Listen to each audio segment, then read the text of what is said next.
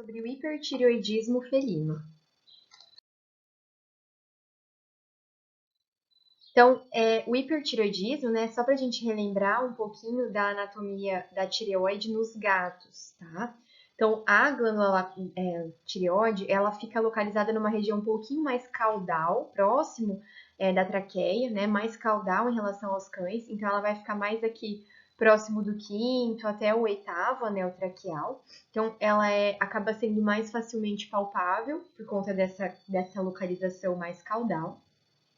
E ela também é formada por dois lobos, sendo que o lobo esquerdo ele é um pouquinho mais caudal do que o lobo direito.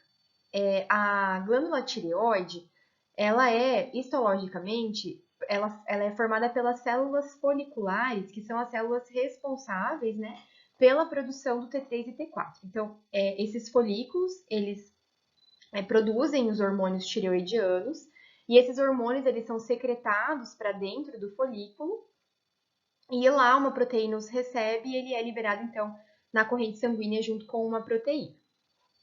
Então, o hipertireoidismo ele é caracterizado pelo aumento da liberação desses hormônios tireoidianos, tanto o T3 quanto o T4, devido principalmente a nódulos funcionais presentes aqui na tireoide dos gatos, que vão acarretar, então, numa intensificação da atividade metabólica. Então, é o contrário do que acontece no hipotireoidismo.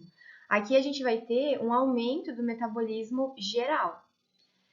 Então, a principal causa são nódulos adenomatosos, né, nódulos glandulares hiperplásicos funcionais. Então, geralmente são nódulos benignos, que podem acontecer ou em apenas um dos lobos ou nos dois, que eles têm essa característica de serem funcionais. Então, eles liberam uma grande quantidade de hormônios tireoidianos no sangue, causando sinais clínicos do hipertireoidismo. Uma forma muito mais rara é pela presença de carcinomas, então neoplasias malignas, então é mais raro, mas pode acontecer. E na maioria das vezes a gente tem um aumento bilateral, então esses nódulos hiperplásicos nos dois lobos da tireoide. Em 20 a 30% dos casos a gente pode ter o aumento unilateral da tireoide, e nesse caso o lobo contralateral, que não tem a presença dos nódulos, vai estar atrofiado. O hipertireoidismo em gatos ele também pode ter uma relação com a alimentação. Então, o hormônio, a tiroxina, ele é formado por uma molécula de tiroxina associada a uma molécula de iodo. Então, se a gente tiver uma alteração na quantidade de iodo proveniente da dieta, a gente pode sim estimular um hipertireoidismo por conta do aumento do iodo na dieta. Isso acaba sendo um pouco mais comum nos Estados Unidos por conta das formulações das ações comerciais que eles têm lá. Então, a maioria dos estudos que dizem sobre essa predisposição são dos Estados Unidos, mas também pode ter essa predisposição, sendo que a maior causa, então, é a presença de nódulos hiperplásicos funcionais na tireoide. Então, só para exemplificar aqui como é que vai acontecer a regulação neuroendócrina no gato hipertireoideu. Então, a gente tem nódulos funcionais na tireoide, produzindo um aumento dos hormônios tireoidianos, então, consequentemente, a gente vai ter na corrente sanguínea valores aumentados de T3 e T4. Esse aumento dos hormônios vai levar a um feedback negativo para o hipotálamo, que vai liberar menos hormônio, o TRH, que vai estimular menos a hipófise. Então, a gente tem baixos valores de TSH e altos valores de T3 e T4 nesses animais. Todos os sinais clínicos são relacionados com o aceleramento do metabolismo, tá? Então, essa figura, ela está comumente encontrada na internet, nos livros, né, quando a gente fala de hipertireoidismo, porque ela demonstra muito bem tudo o que acontece. Então, essa figura, ela exemplifica muito bem todos os sinais clínicos. Então, uma perda de peso acentuada, caquexia, então animais que são caquéticos, com uma perda muscular muito grande por conta do aumento do catabolismo de lipídios e de proteínas. São animais que eles acabam apresentando posturas mais estáticas, eles são animais que estão geralmente hiperreativos, apresentando midríase das pupilas. Então, Eles podem até mudar o comportamento, se tornarem mais agressivos. A pelagem ela fica de má qualidade, rarefação pilosa, tudo em decorrência, então, desse aumento de metabolismo. Então, pelos opacos, quebradiços, presença de piodermites, o animal ele tem uma polifagia muito exacerbada, então é um animal que ele come com muita voracidade, polidipsia, podem se tornar agressivos, midríase, e a hipertensão ela é um achado frequente no hipertireoidismo felino, inclusive em gatos é a segunda maior causa de hipertensão arterial sistêmica, é o hipertireoidismo, por conta desse aumento do metabolismo, aumento da liberação de catecolaminas no sangue, que vai causar, então, a hipertensão arterial sistêmica. Então, aqui algumas imagens, né? Um animal com um pelame de baixa qualidade, áreas de rarefação pilosa, muitas vezes associada a piodermites cutâneas, que demoram a cicatrizar. Um animal magro, né? Apresentando caquexia. Novamente aqui a magreza do animal, um animal que apresenta midríase ocular, comportamento agressivo, hiperreativo, pelagem opaco, sem brilho, são sinais clínicos muitas vezes encontrados nesses pacientes. A palpação traqueal ela é uma etapa muito importante do exame físico para os animais hipertireoideus e também pode ser um achado, né, um sinal clínico, um aumento do volume na região de traqueia, que pode estar relacionada com a presença desses nódulos hiperplásicos ou até mesmo de carcinomas. Então, como por conta da localização da traqueia estar um pouquinho mais caudal, acaba sendo mais facilmente palpável. Com a progressão do hipertireoidismo, ele acaba desenvolvendo duas principais condições associadas, né? A primeira delas, e muito frequente, é a cardiomiopatia hipertrófica. Então, por conta do aumento do metabolismo e aumento da liberação das catecolaminas, consequentemente, a gente tem uma maior frequência cardíaca, um maior inotropismo cardíaco. Então, por vezes, esses animais acabam apresentando hipertrofia da musculatura cardíaca em decorrência do aumento das catecolaminas e aumento da frequência cardíaca e da contração cardíaca devido ao aumento desse estímulo por conta dos hormônios tireoidianos que regulam, né, os batimentos e o inotropismo cardíaco. Então, é um achado ecocardiográfico muito comum nesses pacientes, deve sempre ser investigado, né? Tanto animais diagnosticados com hipertireoidismo, a gente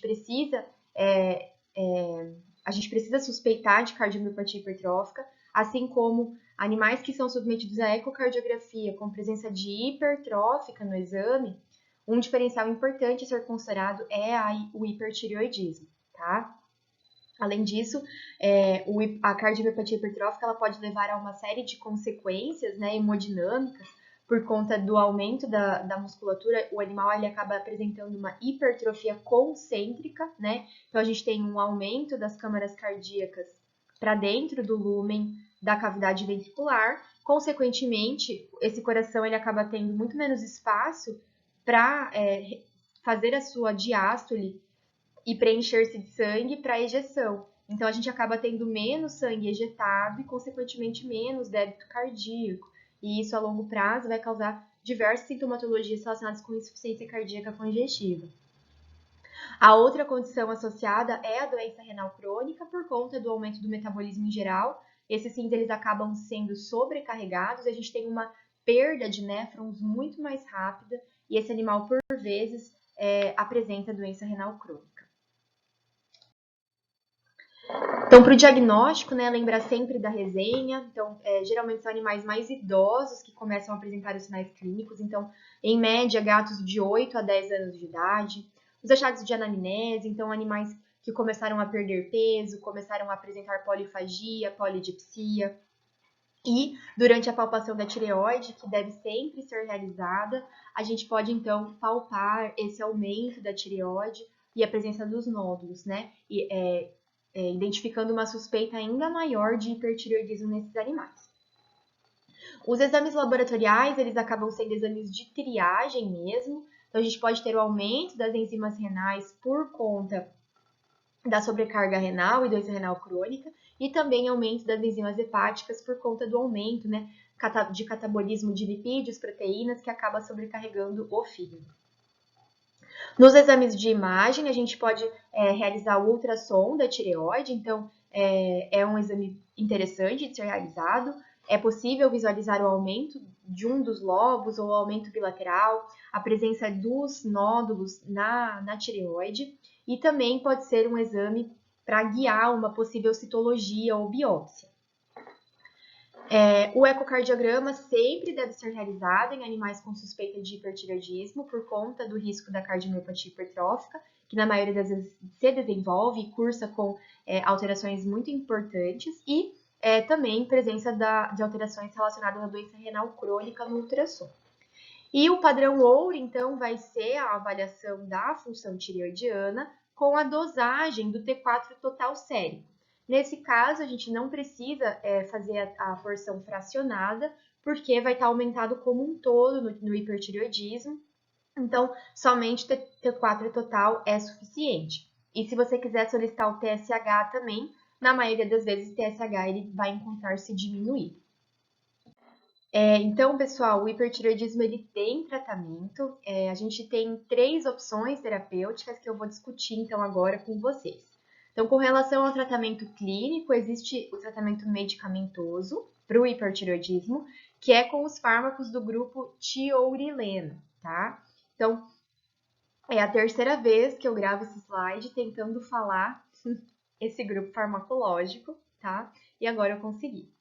Então, o metimazol, ele é o tratamento de escolha, tratamento clínico, tá? Na dose de 2,5 mg gato-vide. Ele tem uma eficácia comprovada de 90% e ele é extremamente acessível, tá? Então, diferentemente das outras terapêuticas com relação ao sistema endócrino, tratamento para o hipotireoidismo e para o hiperadreno, ele acaba sendo o tratamento mais barato, mais acessível, tá? Existem outros dois também, o carbimazol e a propiltiuracila, mas o metimazol, ele é o de escolha e ele é o mais acessível também, tá? Então, ele diminui esses níveis em excesso do T3 e do T4. Infelizmente, o metimazol, ele acaba tendo alguns efeitos colaterais em decorrência da diminuição dos hormônios, então, a gente pode ter anorexia, êmese, letargia, tá? Letargia, não é letargia. E um ponto negativo é que a terapia ela é ad eterno, então o paciente ele precisa tomar essa medicação todos os dias, 2 vezes ao dia. E a gente sabe que fazer medicação diária para gato nem sempre é uma tarefa fácil, né? Ainda mais gatos mais agressivos. Então, esse acaba sendo um ponto negativo para o tratamento que o proprietário pode acabar se frustrando um pouquinho. Uma outra opção terapêutica excelente também é com a utilização do iodo radioativo. Então, é radioterapia com um isótopo do iodo, iodo 131, tá? Ele causa irradiação e destruição daquelas células hiperplásicas, neoplásicas da tireoide, resolvendo o problema como um todo e acaba sendo bem pontual, né? A gente faz a radioterapia bem pontual na tireoide. Tem uma alta eficácia, não tem efeitos colaterais e evita o uso de medicamentos diários. Entretanto, você precisa ter uma infraestrutura muito adequada para a realização, né? Precisa ter o equipamento adequado. E também a gente tem a formação de radioisótopos quando a gente administra. Então, como é administrado intravenoso ou via oral, eles são metabolizados pelo animal e acabam sendo excretados na urina e nas fezes, né? Então, a gente acaba tendo um risco de contaminação ambiental e do próprio proprietário e dos operadores, né, com radiação. Então, precisa ter um local específico para coleta de fezes e das urinas. Esse animal ele precisa permanecer internado durante 7 a 10 dias, pelo menos, após a radioterapia. Acaba tendo um alto custo, tanto por conta do internamento, também como por conta do equipamento, e não é qualquer lugar que faz. Acho que aqui no Brasil, apenas no Rio de Janeiro é feito, mas eu preciso rever essa informação. E existe um risco de causar hipotireoidismo secundário à destruição das células normais da tireoide também, tá? Então, existe esse risco. E existe também o tratamento cirúrgico, né, com a remoção da tireoide, né, a realização da tireoidectomia, que acaba sendo a terapia definitiva. Pode ser feito parcial, né, ou unilateral, somente no lobo que está afetado, que é o que normalmente acaba acontecendo. Porém, aqui a gente tem muitos contras, né? Então, geralmente se é um paciente idoso que tem várias comorbidades associadas, cardiomiopatia hipertrófica, hipertensão arterial, doença renal crônica, a gente acaba tendo um paciente com alto risco anestésico. A gente vai causar um hipotireoidismo frequentemente nesse animal, porque o lobo que não está afetado com o tumor, ele vai estar atrofiado, então ele não produz os hormônios adequadamente. Então a gente vai ter que suplementar os hormônios tireoidianos. Pode causar também hipoparatireoidismo, porque a glândula tireoide, ela tá juntinho com as glândulas paratireoides, então elas acabam saindo junto. E a gente pode correr o risco também de, no momento da cirurgia, causar lesão do nervo laringo recorrente, causando então síndrome de Horner, né, lesão neurológica, paralisia facial, entre outros. Então, acaba sendo um procedimento muito arriscado que não é realizado rotineiramente. Então, o que é feito realmente é o tratamento medicamentoso com o metimazol, apesar dos seus contras, né? Acaba sendo o tratamento de escolha. Sempre lembrar de tratar as alterações concomitantes. Então, às vezes esse paciente, ele, na maioria das vezes, na verdade, ele não vai morrer de hipertireoidismo. Ele vai morrer de doença renal crônica, de cardiomiopatia hipertrófica e insuficiência cardíaca congestiva. Então, precisa ser feito um acompanhamento regular desse paciente e precisa também fazer o acompanhamento dessas duas doenças e tratar a hipertensão arterial sistêmica.